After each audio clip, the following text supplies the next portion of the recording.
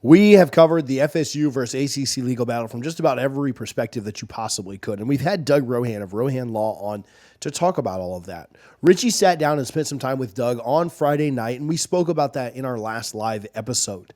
If you missed that, then I'm going to show you the clip. I want to hear your thoughts, though. We bring up an interesting topic of when this might all go down and when this might end up being finalized. I want to hear from you guys. Hit the comments right now, and as you're listening to me and Richie talk, to let me know when you think all of this with the ACC, whether it's a settlement, whether it finishes out in court, whatever your thoughts are, when is that finalized? When do we know our fate? When do we know that we're out? When do we know if it's going to cost us or not? And what's the situation there? If you missed our conversation from our live show this week, stay tuned. You talked to Rohan Law on Friday night. You guys did a Spaces on the FSU versus ACC legal battles. If you're watching this and you haven't seen our updates with Rohan Law, there is a playlist on the channel. It's just FSU versus the ACC, and it has every video that he and I have done, and it might have one extra one as well that just kind of fits that as well. But most of the videos are from him. He's done a really good job of going like step by step on all of this. I saw you guys did a Spaces. So again, if you haven't watched that yet, maybe go watch this after this live, or if you're watching the shorter clip, go watch that and then come back to this one. But the ACC filed a motion to stay, a motion to dismiss in the state of Florida. Not super shocking, as Florida State did that last week. Doug and I talked about that on here. This one kind of mirrors the Florida State one. Very, very high overarching thoughts. Like this is not a surprise. It's pretty standard. Doug made this comment on the last video he did with us when I asked him about why this was being done. He said, look, you love to try to win a football game at the coin toss if you can. And that's what both sides are doing. It's very unlikely that either side is going to, but if you ever walked out for a kickoff, a coin toss and the officials said, hey, you know what? You win. You would take that. You would take that all day. And so that's what both sides are trying to do here early. Don't know that anybody's going to just win like that, but some things could be set up. Some precedent could be set. Some jurisdiction could be set. And so what was your big takeaway? And then I'll kind of drill down into some of it, but what was your big takeaway talking with Doug on Friday night? Yeah, I think he made it clear that, the ACC does have some strong arguments, but overall, I think Florida State is the leader in the clubhouse, so to speak. I think, and I hate to give the guy credit, it's the worst person makes a good point, but Matt Baker, he dug through all of this down with the Tampa Bay Times and found this from the ACC. It said, a court filing from the ACC on Friday said if FSU wishes to regain control of the rights before the end of the term, it could attempt to repurchase them, but having to buy back a right which was assigned is not a penalty. It's simply a commercial possibility. That basically is telling me the ACC is ready to negotiate. They're at least leaving that on the table. And I think Doug kind of hinted at that as well. And it may be going quicker than we thought, because the fact that they would put that in a legal filing that is visible to everybody, that North Carolina, that Clemson can all see, they're basically saying that we know Florida State's gone. And this is my opinion. No law degree, no nothing, but just reading between the lines. They basically are saying Florida State's gone. Let's get as much as we can from them, even if we know it won't be everything. And they probably don't want this to go to trial because the risk far outweighs the reward, really, for Florida State and the ACC. The most sensible thing is for these two to get in a room, settle, sign an NDA, and the ACC can try to stay afloat, and Florida State moves on to wherever they're going to move to. So, I feel like I have like 15 thoughts on that whole thing. So I'll try and go in order, but I'll probably forget a couple of things. But the big thing to me is I think Florida State, we talked about this just briefly last night, but I think Florida State kind of is the first one to have come up with this, but it was interesting that the ACC kind of agreed with it. Like, I don't think it's necessarily new news that Florida State can buy their way out of the ACC, because Florida State alleged that back on December 23rd when they had the Board of Trustees meeting. They said, we're going to need about $571 million to get out of this contract. Like, that's what that number was. And so that's not necessarily new news, but it is the ACC agreeing with, I don't know if they agree with that number specifically, like a number wasn't listed, but it is at least the ACC agreeing with that logic. Like, yeah, you can leave, but it's going to cost you a heck of a lot of money. Obviously, Florida State's entire case is built on the fact that, well, there's several points, but Florida State has a large portion of their case built on the fact that you can't have unreasonable penalties in the contract. And they're saying, hey, this number, this $571 million or whatever it ends up being, that's a penalty. And in Florida, you just can't have that. And so that's, Florida State's kind of take is, hey, if that is a penalty, if that's liquidated damages, then we get out for nothing. And the ACC saying that's not a penalty. That's what was the word specifically? A contractual, they didn't call it a penalty. They called it something else. Yeah, they said it's simply a commercial possibility. I don't know what that means. I've never heard that before in my life. I'm not a lawyer. I don't, Doug would give it, next time we get Doug on, I'll ask him, I'll drill down on that phrase specifically. A commercial possibility. I don't really know what that means, but, to think that that's not a penalty is absurd. To think that that's not like, yeah, you can break your rent, but the first and last month that you paid and the $1,000 security deposit, those aren't penalties. That's a commercial possibility. Like, so, I'd love for a landlord to say that. I will direct people to Andy Staples had a really good piece today on 3, friend of the show. He touched on that specific language, and go check that out if you get a chance. We could do another hour and a half on this alone, but Andy did a great job breaking it down. So the other thing that kind of stood out to me on this that you talked about at the very end is like the idea of what both sides have to kind of lose. And I think you're spot on there. Like Florida, I think that the ACC is hurt. Like Florida State's expecting to pay something, right? Yeah. And so if say that's $250 million, so that's $300 million, whatever the number is, right? And that's what they end up settling on. Like they get something, and Florida State pays that off over who knows how many years, right? Like they may negotiate it to be a 30-year payment, or a 20-year, who knows, right? Like who knows what like they would end up negotiating with the ACC. I can't imagine it would be a situation where they'd have to pay it up front, right? If you're negotiating, you're going to put terms on any contract, or you just private equity the whole thing and then pay the private equity back over 30 years, whatever. Like you try and figure that out one way or the other. But the ACC, to me, the ACC has more to lose because Florida State's going to pay somewhere between $0 and $571 million.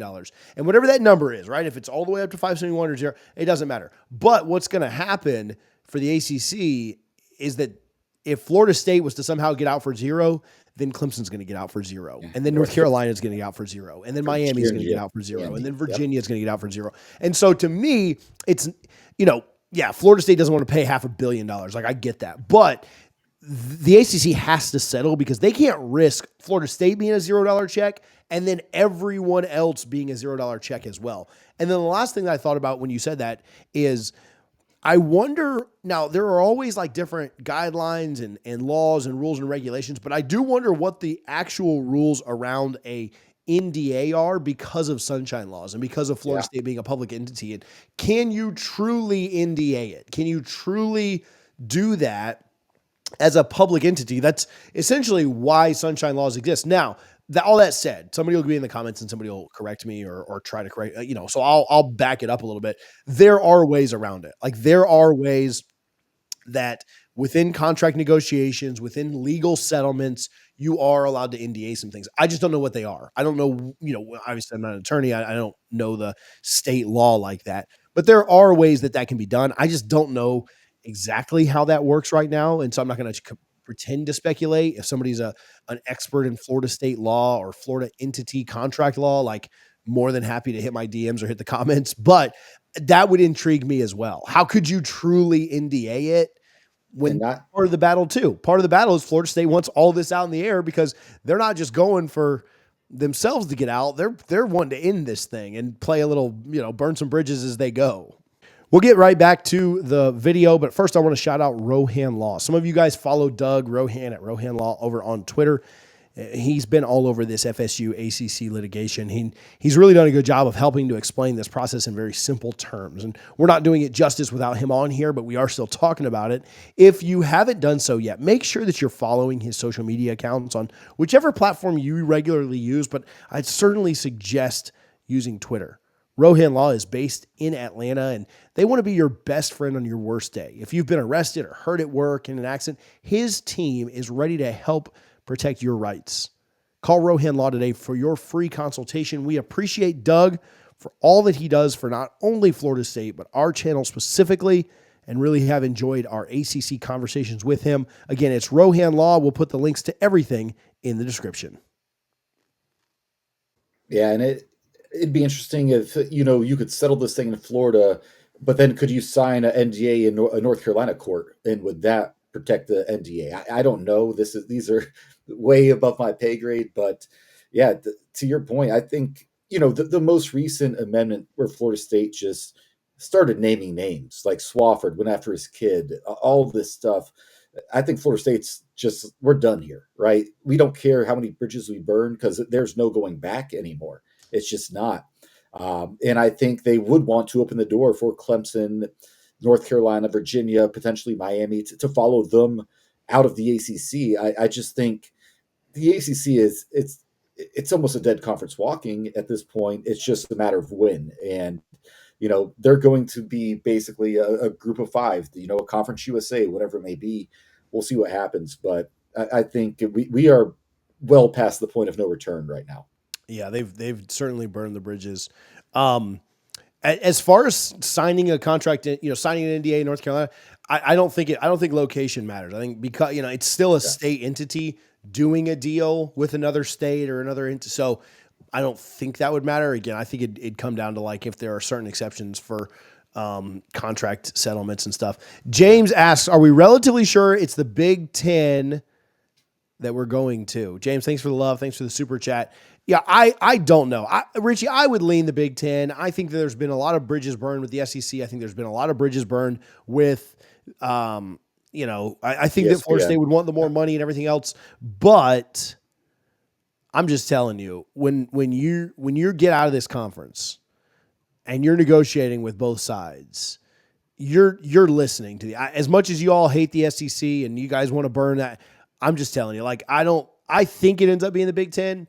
I don't think Florida State's just going to turn their back on the SEC and say, we don't want to hear from you because, you could be up, whatever creek without a paddle at that point. I almost slept. But so, yeah, I think it's the Big Ten, but I wouldn't say it's like a foregone conclusion. If the SEC comes in and wants to play a little defense, then that might be where you end up. Yeah. And with this, partnership or whatever the Big Ten and SEC have going on right now, governance body, whatever it may be, in the end of the day, there's been some hurt feelings, but whether it be ESPN, the SEC, Florida State, it doesn't matter. They're going to do what makes the most sense business wise. And I do lean towards the Big Ten, but I don't think the SEC, I don't think that door is shut because the ESPN and the SEC are going to look and say, hey, you know what? Florida State brings a lot of value. And the SEC is incentivized to keep the Big Ten out of the state of Florida. Because if you let the Big Ten come plant their flag in the state of Florida, and now they're literally from the Pacific to the Atlantic and in the state of Florida, the SEC is not going to want that. And I do think they are smart enough. Their business acumen is high enough that they will not just surrender that. But I do think the Big Ten would love to say, yeah, we just got the state of Florida. And not only did we get the state of Florida, we got the most dominant national brand in the state. Over the Florida Gators. It's just a fact, guys. Look at the numbers. It's not trolling. It's not making things up. Florida State is a national brand, and that would undercut the SEC to the point where I think the SEC would come up to Florida State and say, listen, we want you in the SEC. So I don't know what's going to happen, how it works out, but I do think things are going to play out quicker than I originally thought they would. Yeah, I think, it wouldn't shock me if this is done before the season starts. So, that August time frame for Florida State to be able to announce that, they're leaving, before 2025 is kind of where I'm settled right now. We'll see what ends up happening with it, but that's kind of what I'm thinking as far as a timeline. Is that what you like before August, like around that August deadline, somewhere in there, summertime? I think I don't know if anything will be official, but I do feel like we'll have a good idea of what this is looking like, because again, the ACC, they need to move quick too. If they want to try and salvage this conference in any way, I think they fully understand Florida State is not a part of the future of this conference, and they need to figure out what they're going to do and what their moves are. But I think by the end of the calendar year, we'll have a much better idea one way or the other. Yeah, no, I agree. Let me get some love to Garnet and Gold. GarnetandGold.com. Make sure that you're shopping there for all of your FSU gear. You can use code NOSLAW, NOSLAW. I was up there, not this weekend that just passed, but the weekend before. Stopped in. I got the 11 shirt. Also got a really nice Nike shirt that was on sale. I'm big on the dude. When I was back in the day, I used to get I'd have like all of the brand new coaches pull it. Now I'm just old. And so like I'll see something for like 2 or 3 years ago that's on sale on clearance. And I'm like, yep, that's me. Like I didn't see that when it came out. So I'm all over it. So yeah, GardenGold.com. Use code NOSLAW, NOSLAW. If you do in-store pickup, you save on shipping. I think if your order is $75 or more, you also save on shipping. Shouldn't be shopping anywhere else for FSU apparel. They got a bunch of softball and baseball stuff in right now, so check them out, GardenandGold.com.